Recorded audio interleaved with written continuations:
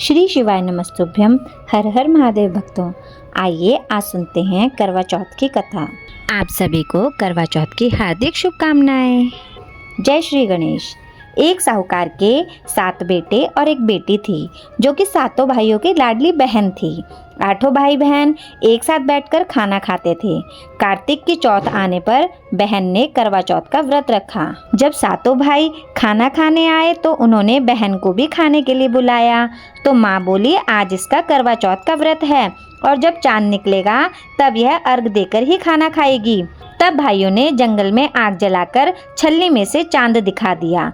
बहन भाभियों से बोली कि चलो अर्घ दे लो, चांद निकल आया है। भाभियाँ बोली कि ये तेरा चांद निकला है, हमारा चांद तो रात को निकलेगा।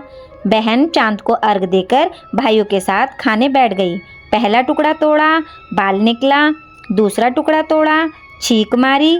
तीसरा टुकड़ा तोड़ा तो राजा के घर से बुलावा आया कि राजा का लड़का बीमार है, जल्दी भेजो। माँ ने लड़की के पहनने के कपड़े निकालने को 3 बार बक्सा खोला। तीनों बार सफ़ेद कपड़े निकले। तब माँ ने वही कपड़े पहनाकर ससुराल भेज दिया।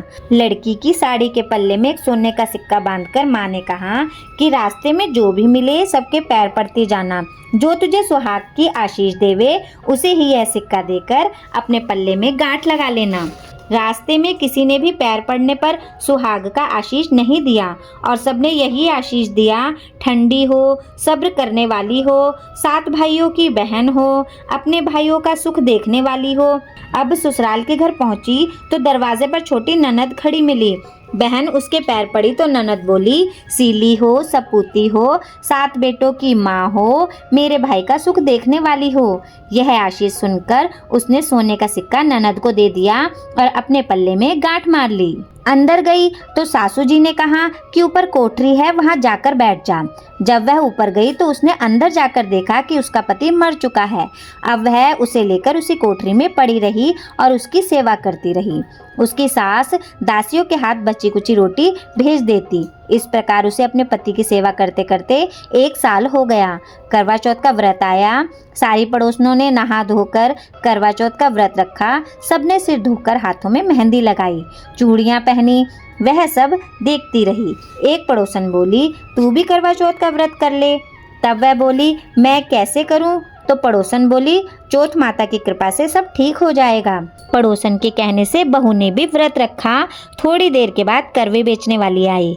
करवे लो री करवे लो, भाइयों की प्यारी करवे लो, दिन में चांद उगाने वाली करवा लो, ज़्यादा भूख लगने वाली करवे लो। बहू ने आवाज़ लगाई, ए करवे वाली, मेरे को करवे दे जा। करवे वाली कहने लगी, मेरी दूसरी बहन आएगी, वो तेरे को करवे देगी। दूसरी बहन आई, करवे लोरी करवे, भाइयों की प्यारी करवे लो, दिन में चांद उगवानी करवे लो, ज़्यादा भूख लगने वाली करवे लो। बहू ने आवाज़ लगाई, ए करवे वाली, मेरे को भी करवे दे जा। दूसरी करवे वाली बोली, मेरी तीसरी बहन आएगी, वो तेरे को करवे देगी। इस प्रकार 5 बहनें आकर चली गईं, पर किसी ने भी करवे नहीं दिए। फिर छठी बहन आई और बोली, मेरी 7वीं बहन आएगी, वह तुझे करवे देगी, तू सारे रास्ते में कांटे बिखेर कर रख देना। तब उसके पैर में कांटा चुभ जाएगा तो वह खूब चिल्लाती हुई आएगी।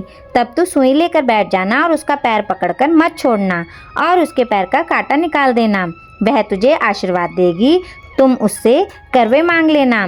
तब वह तुझे करवे देकर जाएगी। तब तू उद्यापन करना, जिससे तेरा पति अच्छा हो जाएगा। अब उसने वैसा ही किया। सारे रास्ते में कांटे बिछा दिए। जब 7वीं बहन करवे लेकर आई तो पाँव में कांटा चुभने के दर्द से खूब चिल्लाती हुई आई। तो उसने उसका पैर पकड़कर छोड़ा नहीं और उसका कांटा निकाल दिया। जब उसने आशीर्वाद दिया तब बहू ने उसके पैर पकड़ लिए और बोली कि जब तूने मुझे आशीर्वाद दिया है तो करवे भी देकर जाएगी। उसने बोला, तूने तो मुझे ठग लिया। यह कहकर चौथ माता ने उसे आँख में से काजल, नाखूनों पर से मेहंदी, मांग में से सिंदूर और चितली अंगूठी का छींटा और साथ ही करवे भी दे दिए। अब करवे लेकर बहू ने उद्यापन की तैयारी की और व्रत रखा। राजा का लड़का ठीक हो गया और बोला, मैं बहुत सोया। वह बोली, सोए नहीं, 12 महीने हो गए आपकी सेवा करते करते। कार्तिक की चौथ माता ने सुहाग दिया है। उसका पति बोला कि चौथ माता का उद्यापन करो।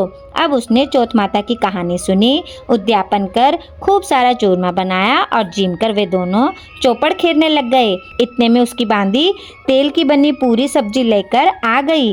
दोनों को खेलते देखकर सासू से जाकर बोली, महलों में खूब रौनक है, तुम्हारे बहू बेटे चौपड़ सार खेल रहे हैं। इतनी सुनकर सासू देखने आई। दोनों को देखकर बहुत खुश हुई। बहू ने सासू के पैर दबाए और सासू बोली, बहू सच सच बता तूने क्या किया। उसने सारा हाल अपनी सासू को बताया तो राजा ने सारे शहर में ढिंढोरा पिटवाया कि अपने पति के जीवन के लिए सब करवा चौथ का व्रत रखें। पहली करवा चौथ को अपने पीहर में जाकर व्रत करें। हे चौथ माता, जैसा राजा के लड़के को जीवन दान दिया वैसा सभी को देना, मेरे पति को भी देना। कहानी कहते सुनते सब परिवार की स्त्रियों को भी सुहाग देना। बोलो करवा चौथ माता की जय। श्री शिवाय नमस्तुभ्यम। हर हर महादेव भक्तों।